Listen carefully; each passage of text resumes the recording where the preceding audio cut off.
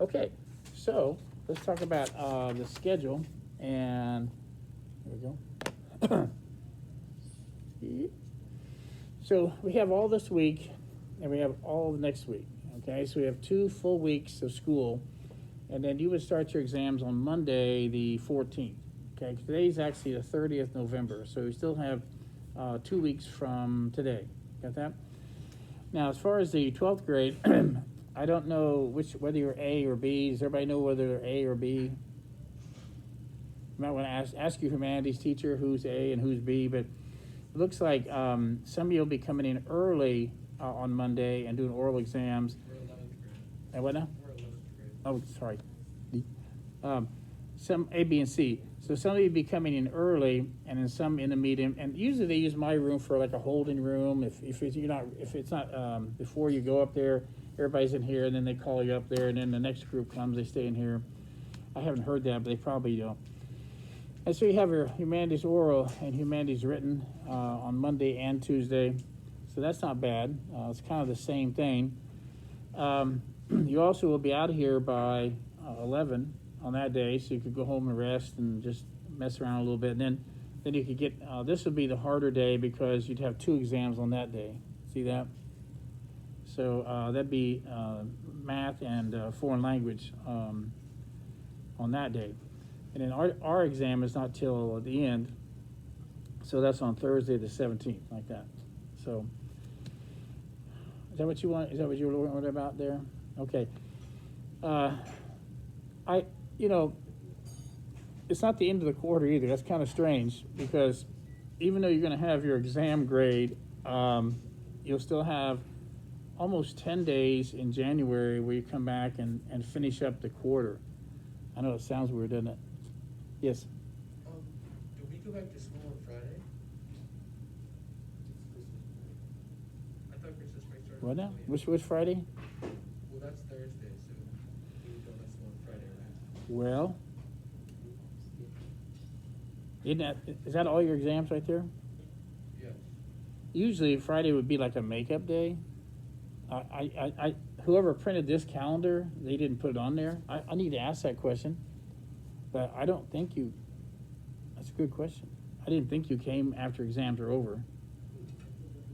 Yeah, I have to find that out because normally they would have a makeup day. Also, yeah. All right, good question. That's a good question. I'll have to ask that. Did everybody hear that? I'm pretty sure you would not come back on Friday. Yes.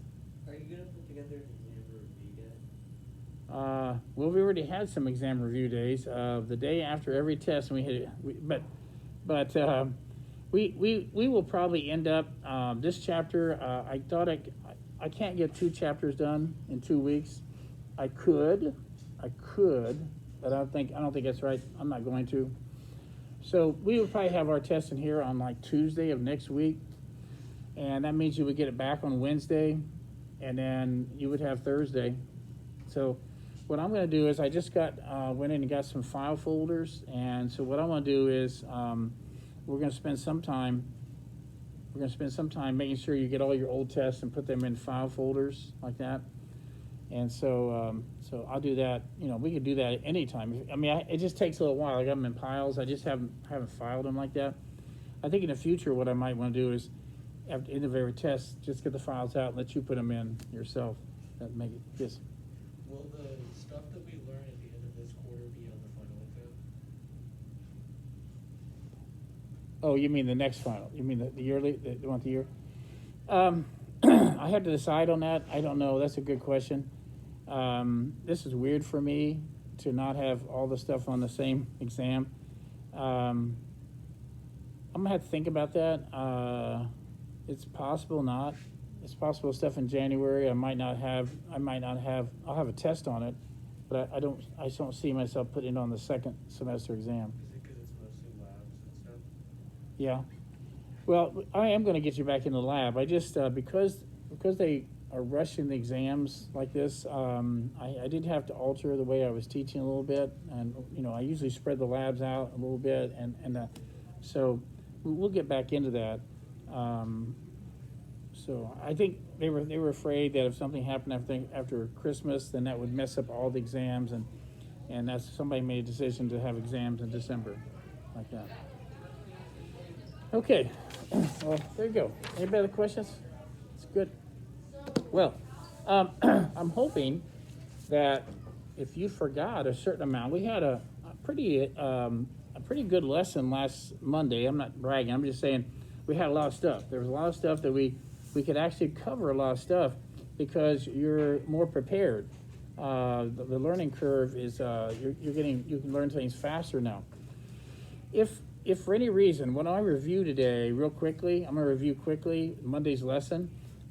If you thought I went too quickly and you forgot last week's Monday, it's on Google Classroom and you can go back and watch it again. I'm sure you really want to do that. But honestly, if you were to do that, it would help you a little bit.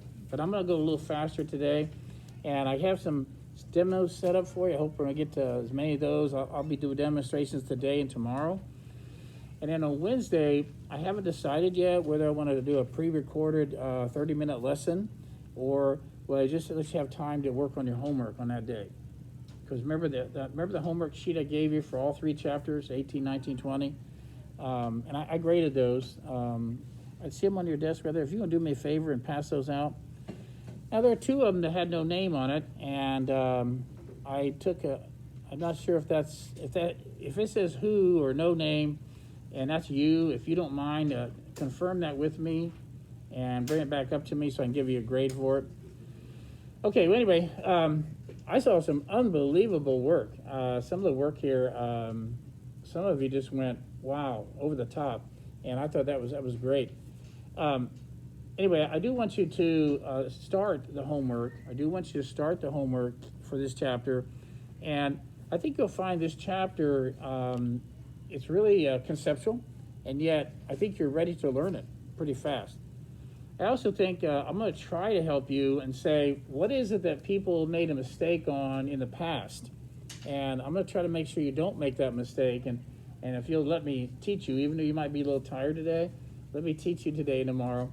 Then by the time you do your homework and stuff, you'll be in pretty good shape. Anyway, all right. Well, here we go. If everybody will take a quick look up here. We are starting a chapter. We already did like solids, and now we're doing liquids, and the last one will be gas. And we're kind of trying to stay with the physics of it. We're not just trying to show what is a liquid, what's a solid, what's a gas.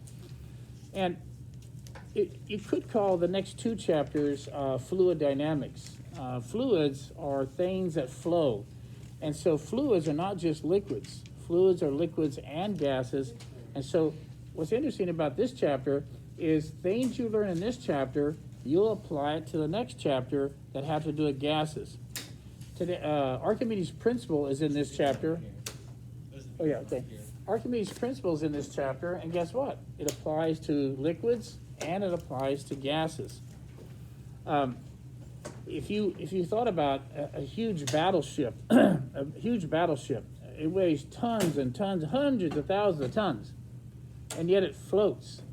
That seems weird, doesn't it? Especially when the material is something that's way more dense than water, like 8 times more dense than water. Now, a long, long time ago, I thought, of course I had, everybody has a little bit of ego. You guys have egos? Not me. Yeah, right. Okay. But all of you have a little bit of ego. And I thought, I had never really been taught this. I thought, so someone said, I thought I had it all figured out, with the density. Hey, if you're more dense than water, you sink. If you're less dense than water, you float. And then somebody said, well, what do they make battleships out of? Steel. Now, then my head made a quick turn and said, oh, I know why. Because there's a lot of air in this ship. That's it. Yeah, it's the air in the ship. That's why it floats. What do you think about that? What do you think about that? What? So if they took all the air out of the inside of the rooms of every ship, what would happen then? By the way, that was wrong. I just made it up. When I made it up, I thought I was just trying to say, well, I'm sure I know this. No, I didn't. I didn't really know. Yes? Well, if those air rooms were filled with steel, it would sink. you can definitely, they have taken ships that have been under the water, you know, and they put huge balloons underneath them, and several of them, and filled them with air, and they've actually caused that ship to rise. But there was still no air in the ship. There was air in these balloons outside the ship like that. So anyway, we're going to be talking about all that kind of stuff today, and I'm going to get to the demonstrations, things like that. So the first thing they did, and again, I'm going to go a little faster because if you want to watch last Monday's lesson, I go slower, a little bit slower there, but they start out with pressure, and remember that pressure is a ratio thing, isn't it? You're going to get caught if you're not careful, because ratios you have to be careful with, don't you? Got that? When we have this thing later, we're going to do called hydraulics. And hydraulics is where you put a certain amount of pressure over a small amount of liquid, and it gets transmitted over a large amount of liquid. The pressure stays the same, but the area is huge. If the pressure stays the same, but the area is huge, you actually have more force over here than you do over here. And we'll talk about that later when we get to the thing called hydraulics. Also, if you look at the equation, you know who is directly proportional, who's inversely proportional. Is everybody okay on that? We spent some time with that before.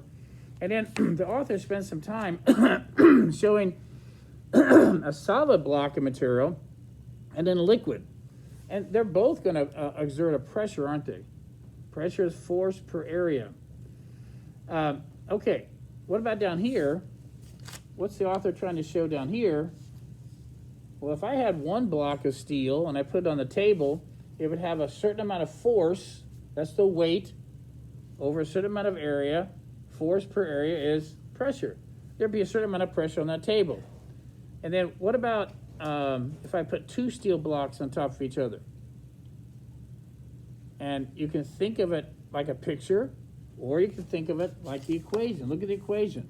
What did I just do by putting two steel blocks together? What did I do to the force? Did I not double the force because I doubled the weight? If that got 2 times bigger and the area did not increase, the area in contact with the table did not increase, so that was held constant. What happens if the force gets 2 times bigger? What happens to the amount of pressure on that table? 2 times bigger, right? Do you understand why sometimes people interchange those two words? Oh, I don't have enough force to open the window. Oh, I don't have enough pressure to... You see how they do that? They do that because they're directly proportional, and that's why they sometimes do that. I don't have... He weighs twice as much. What about his mass? Well, that's twice as much too, isn't it? You know, the whole world, when you ask how much they weigh, they say kilograms, except for us, we say pounds. But what is the SI unit for weight, for force, for weight? In newtons. I don't think they're ever going to change. You get that? As long as you stay on the planet, though, if you have more mass than me, you have more weight than me, yeah? And that's why you're going to see people interchange those words. Okay, now, the next thing we saw was that liquids, what are the things that can cause pressure in liquids? What if I had a bowl of fresh water and a bowl of salt water and a bowl of mercury? What if I had all 3 of those there? They'd all be liquids. If the volumes were the same, would their weights be the same? Why? Why not? Because of their density, right? And so they have more mass per volume, so they weigh more, don't they? And then what about if they had the same contact on the table? The mercury would be providing more pressure. All right, real quick demonstration. Just a quick one. Let's see. Volunteer. How about Maggie? Maggie's no volunteer. All right, ready, Maggie? Okay, you put your hand down right there. So we're going to take this book. The book has mass, is that right? The book has mass. Does it have weight? Yeah. Okay. So, you feel that? Okay, so you feel that. So she says, so she feels the weight of the book on her hand. So is she feeling the weight? Oh, we'll see. Same book, same book. What do you feel now? Feel the same or not? Does it? Does it hurt? I won't go any further. Okay, one more. Let's take a look. See this? Does that feel the same? Okay, so each of you can try that at your desk. And see what happens is, why is it that why does she think it feels different? What is this feeling different, you think? What do you think? What's feeling different? Yes? You're exerting the same force over different areas. Right. So she actually, what she was feeling was not weight. She was not feeling the weight of the book. She was feeling the pressure, wasn't she? Okay? Well, anyway, when we get to liquids, what kind of things can cause liquids to have different pressure? What's one thing you remember from way last Monday? How about Rollins? What do you think? One thing you can remember from last Monday that might cause liquids to exert a pressure? And depth was actually very important. Depth was actually going to be the most important because most of the time we're not going to be leaving the planet. So, whoops.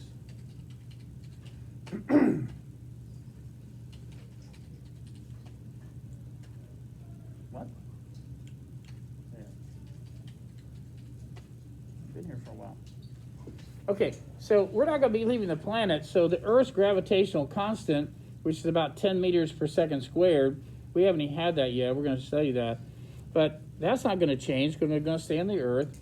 And if we're talking about fresh water, then we don't have to worry about the density of the water. But later in the chapter, we will talk about the difference between salt water and fresh water and things like that.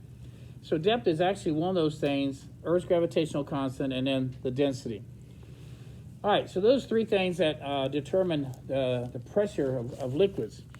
We also, real quickly, if you're going to build a dam, it really wouldn't matter how much water. It really doesn't matter how much water you're trying to dam up. It's not the volume of the water. It's the depth of the water you're trying to dam. You see that?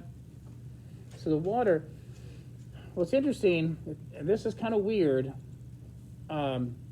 it's really the weight. The weight of the water is what's causing the pressure. Got that? But because the fluid, when you press down, everybody presses back on each other, the pressure is actually in every direction. So we need a gravitational field in order to have this thing, even density. See, when I put a piece of steel in there, it goes down. Why would it go down? And would it go down if I was in orbit? If I had a tank of water and I was in orbit and I put a steel ball in it, would it go down then? And again, so I need a gravitational field to even cause all of this stuff to happen. For gravity to be there, for density to work, I need a gravitational field. When they were lighting a candle on the Earth, you know how the hot air rises, and that's why the flame, all the fuel goes up, and that's why the flame goes up. But what happens to a candle in an orbit? There really is no up or down, and so the hot gases don't go up, they go out. And so the flame's kind of like a round ball, like that. That's kind of interesting. So it doesn't matter how much water you're trying to hold back. Everybody thinks, oh, that's a huge amount of water to hold back. I'm not really having to worry about all that water back over there. You know why? Most of the water is being held up by the Earth. The Earth will push back on the water, won't it? I do have to be careful about pressure, though, don't I? And so I'm going to build the bottom of the dam thicker than the top because there's more pressure because of depth. And if the overall, I could have a much smaller amount of water, but if it was deeper, I'd have to make a much bigger dam because of that also. All right, did anybody happen to try this one over the break? Anybody get a styrofoam cup? Anybody remember that? Okay, so you get a styrofoam cup and try to get a real sharp pencil and put like 3 holes in it. And I didn't get my thing ready. I might be able to get it ready. Anyway, and you let the water come out. And why does the water come out much more forcefully at the bottom? It actually accelerates much faster down at the bottom. And why is that? What do you think there? What's going on there? If these holes are the same size, that means the area is held constant. Is the pressure the same in these 3 areas? If the pressure is higher here and the areas are the same, then the force per area is higher, isn't it? So the force pushing that water out, that hole, is higher here than it is here. I'll see if I can do that in just a second. And then we went to this one. And this is something you're going to have to remember, because this is one of the key elements of this thing called buoyancy. And I didn't give you a packet yet. Did I give you a packet yet for this chapter? Did I give you a packet? Okay, maybe. I'm trying to remember it last week. I guess I didn't, because they're sitting right here. All right, here we go. You give everybody one of those. All right, this little packet I'm going to use to teach with, and just in case you forgot the Beyonce joke, I printed it for you, so you can take it home. Maybe someone in your family will laugh. Maybe. No, they might.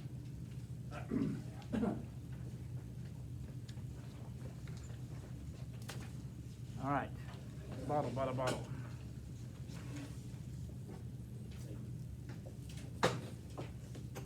Nope, wrong bottle.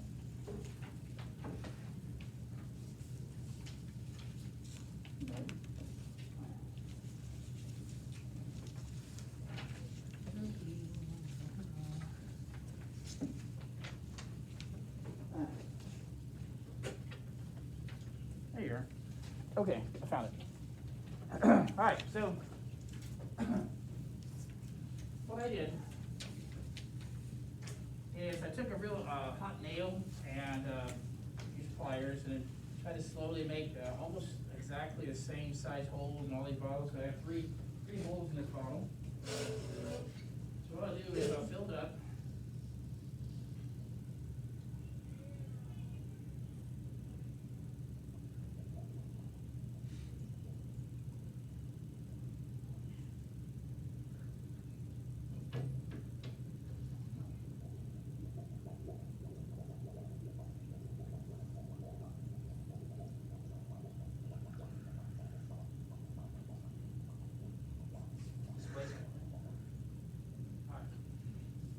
All right, here we go. It gets a little wet, so I'm gonna see if I can. The little one at the bottom, do we have to go to the bathroom? The little one at the bottom, see how it goes further than this one? It shows that the pressure there. I ran out there. What do you think? Now, what's interesting, and I'm not sure I don't know if I'm gonna do it here. It's gonna make, let's see, you got sweatshirts on. You get wet in here. You're good at, what's that place in Florida with the animals? SeaWorld? What, SeaWorld? You ever been there? You ever see the place, Splash Zone? Okay. You're in the splash. Wait a minute, what I'll do is, I'll do the same thing again, and then I'll drop this. I'll drop it and see what happens to the flow when it's in free fall. In free fall, it's almost like there's no gravity, so nothing can press against it. Ready? Here it goes. Okay, that's too fast, wasn't it? Is that too fast to see? Try again. You need to go higher. Watch it. Okay. All right, that might be enough. That's gonna be enough. Okay. Wait. Do I move the flat? I woke you up a little bit. All right, we'll get back to it. Too bad the kids see that on camera.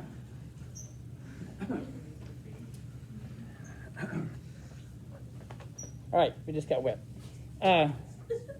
Anyway, so what we see here on this picture here is that no matter how thick, even if it's just my hand, the bottom of my hand is actually deeper than the top of my hand. Is that right? So that means that there's more pressure, right, force per area here than there is here. So when you draw this diagram for your homework, these arrows here on top will be drawn smaller, and those are force arrows, force per area, right? Force per area. And then these have to be a little bigger, don't they? Because that part of the rock is deeper. The bottom of the rock is deeper. Now these should be drawn the same size. And in this vector world, and these are vectors, in this vector world, these are going to cancel out, so I wouldn't expect any kind of a net force left or right. But what happens if I have a certain number of larger areas here and smaller here? Do you see there's going to be a net force up? And that's why buoyancy is always up. It's always in an upward direction because this is always deeper than that. All right, now a little review from another day, another chapter. What would happen if I have the water at a certain level and I put a rock in it and it goes up to a certain, it looks like the water's rising, but the water's really being displaced. And so you already know this one.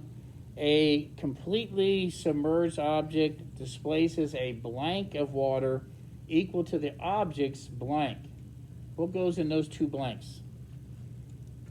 Help me out. Who would know this? Yes. Rock's volume displaces, or amount, volume.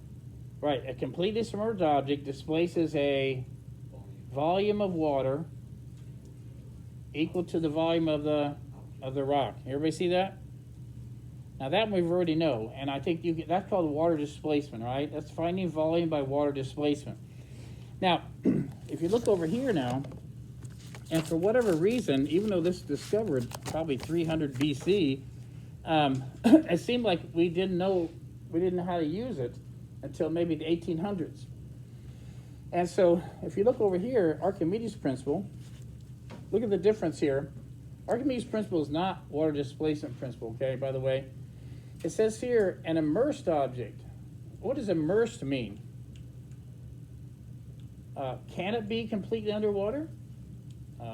It can. Could it be a little bit in the water? So it could be a little bit in the water or completely submerged. That's immersed, okay? An immersed object is buoyed up by a blank equal to the blank of the water displaced. Wow. Let's think about that. What do you think?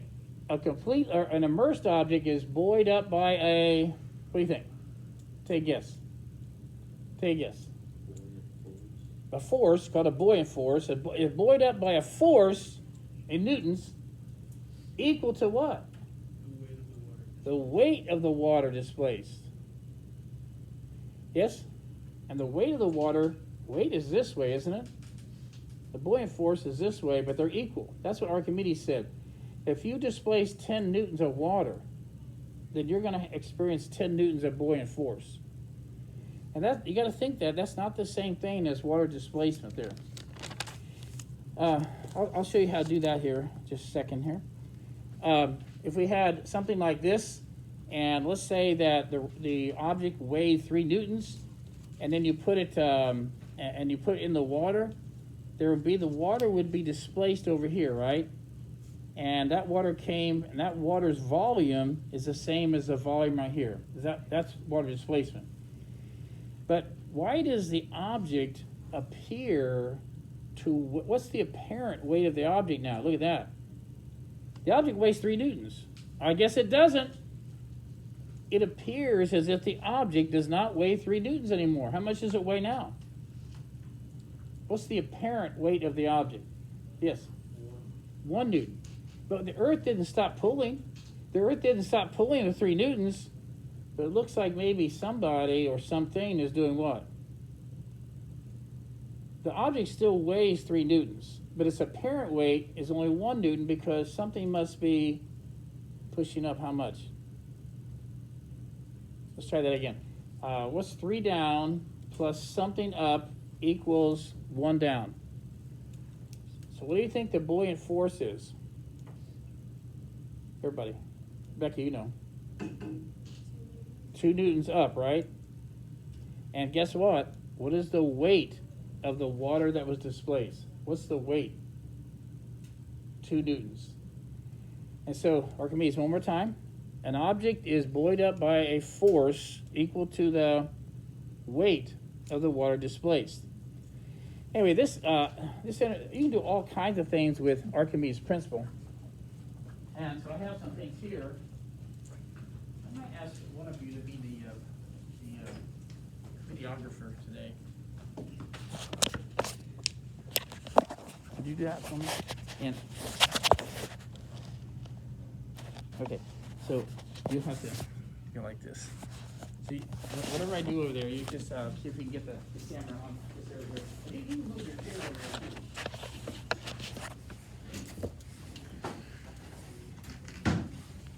Alright, so, what do you think this is called? What do you call this thing? Clock.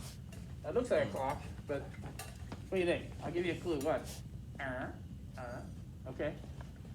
Here, you walk sideways. Okay, anybody know what this is called?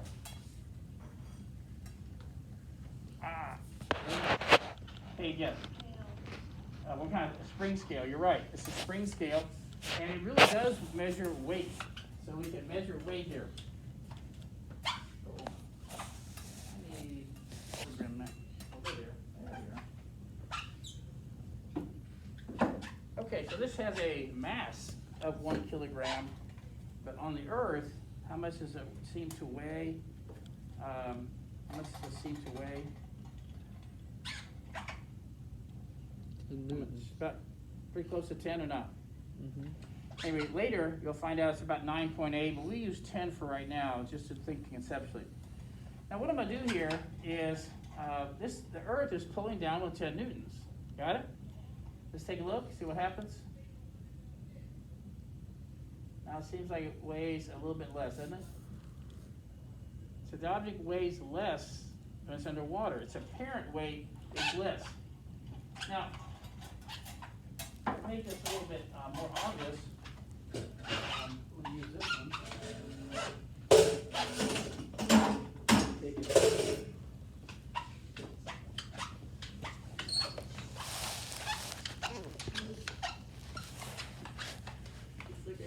I've had this object about, I don't know, almost 30 years. I remember one day,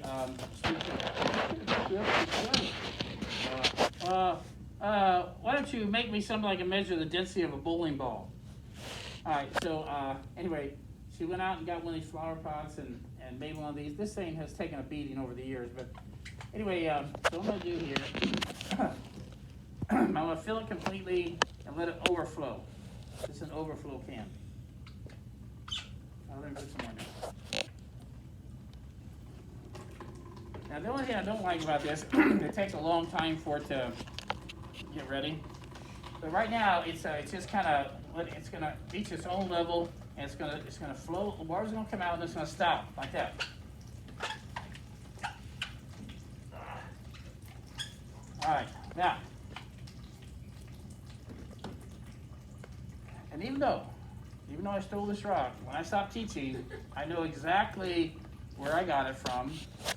It goes there by the, off of Battleground, old Battleground. You know there's a trail there, old Battleground, and so I know exactly where I got it, and so when I stop teaching, I will throw it back into that area. But,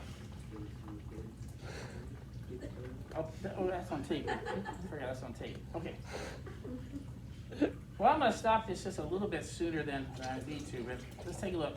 Now, let's pretend it's already stopped, and I'm going to put this on the spring scale.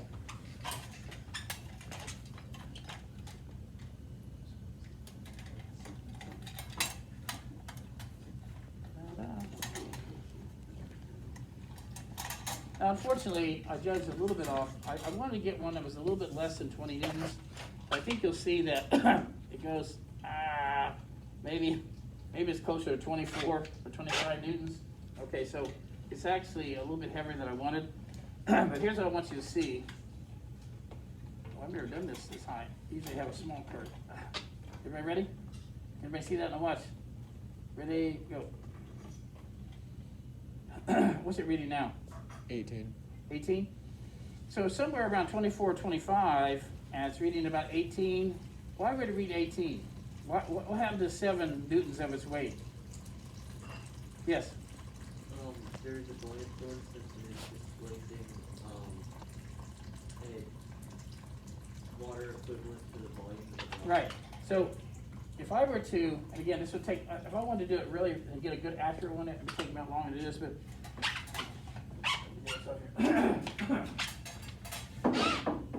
see, if I just hold it like this, if I just hold it like this and say how much does it weigh, looks like 24. No, you're wrong. See? You say, well, it still weighs about 24, but you're doing what? Changing its apparent weight. You're pushing it up. So there's a certain amount of down vector, and there's an up vector, isn't there? And so I can make it weigh up lots of things, can't I? All right, so now. Oh, sorry. So with this rock, you gotta be careful. Hey, catch that rock, catch it! Oh, okay. Now, I've been using this rock a long time, and so, okay. Okay? All right. I was actually scared for a second. I know. I thought you were gonna kill maybe her. for a second you said, you couldn't throw that rock at me. Oh my god. See, when people go to Disney World, they usually buy those goofy hats with the long ears and things like that. No, I went to MGM and I bought a fake rock. So, but I've had this. You can see I've had it for a while. And if I do it fast enough, you can't tell, right? And that's why I had to steal that rock, because it was similar. It was kind of similar, right? Okay. So, if I were to measure the volume of this water, it would tell me what? What do you think? I'll go ahead and call on you, David. If I measure the volume of this water, what would it tell me?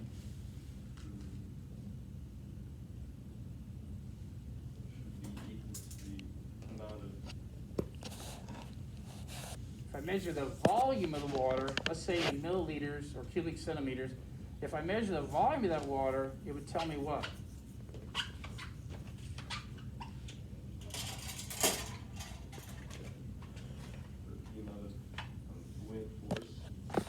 But again, force is in newtons, and volume's in milliliters.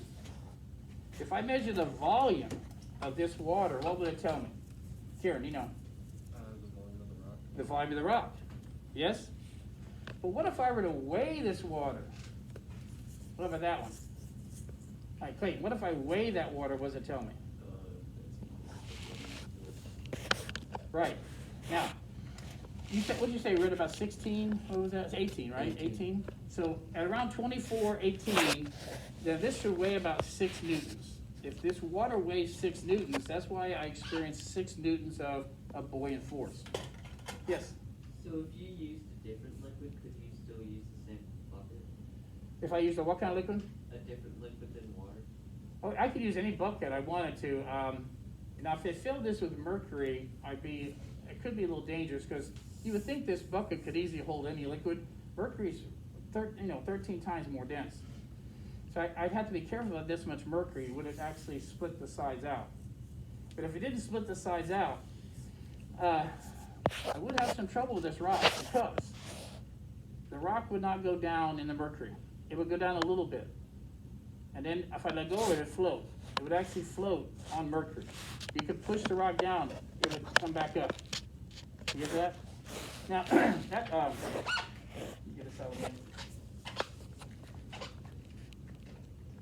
Yes. Why don't we have a lot of dense liquids? That's a great question. I mean, how many dense liquids do you know of? One.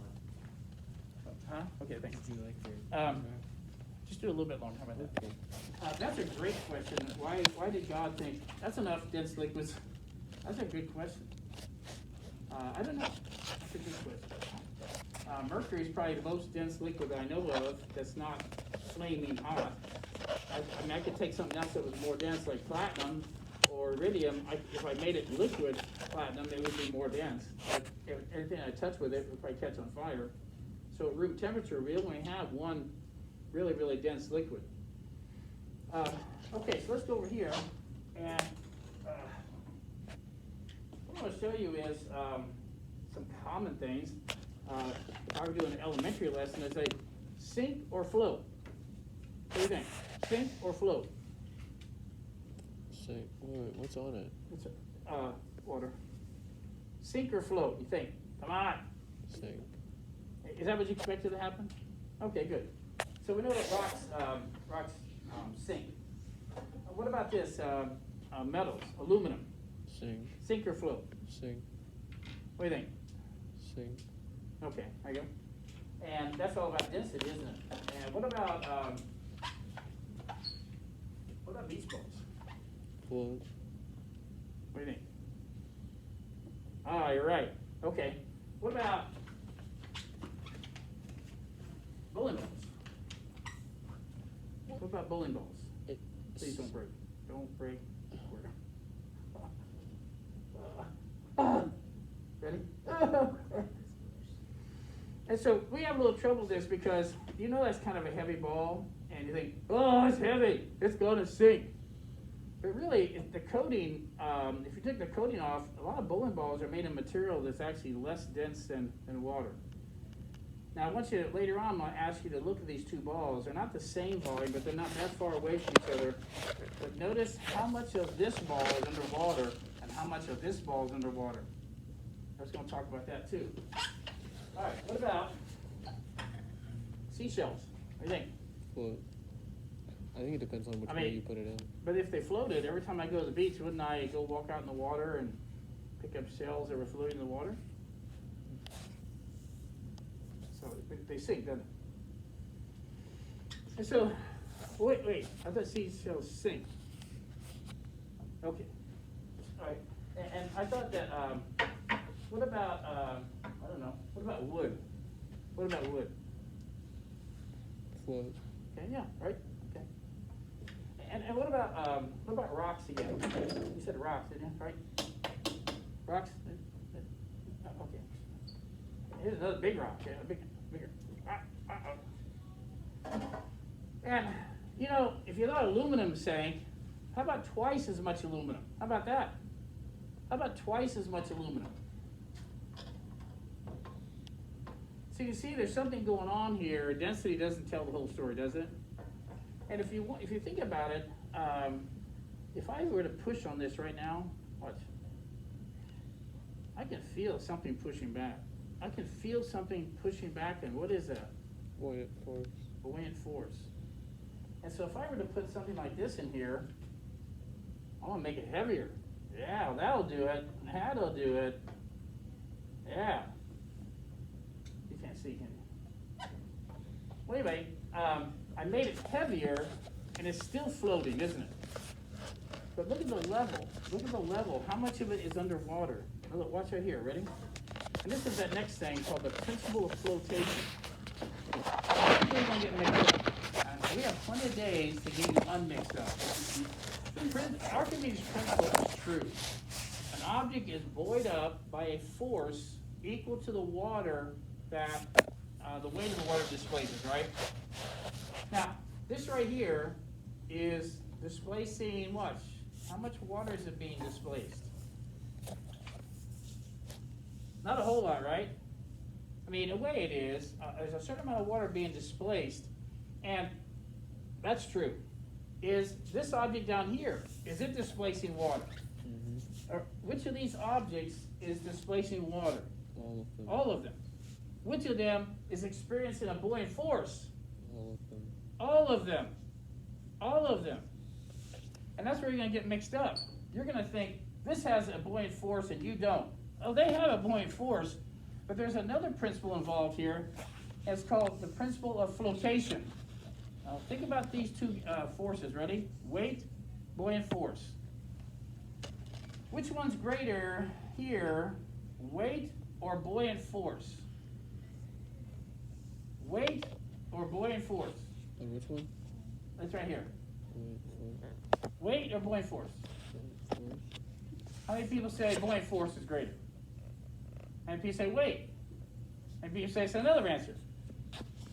What do you think? They have to be. They must be equal. Because if buoyant force was greater, I would see the pan going up in the air. If weight was greater, I would see the object going down. See, that's different than Archimedes' principle.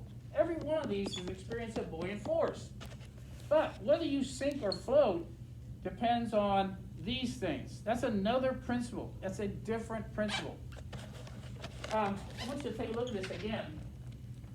I'm going to take this out. See this? These objects not exactly the same volume, but they're not that far away. Why are you, like this object here, watch. When I first put this in here, what does it do when I first put it in here? Which one's greater? Buoyant force or weight? Weight. Wait, that's why it's going down. It's going down. It's going down. Now which one's greater? It's going down.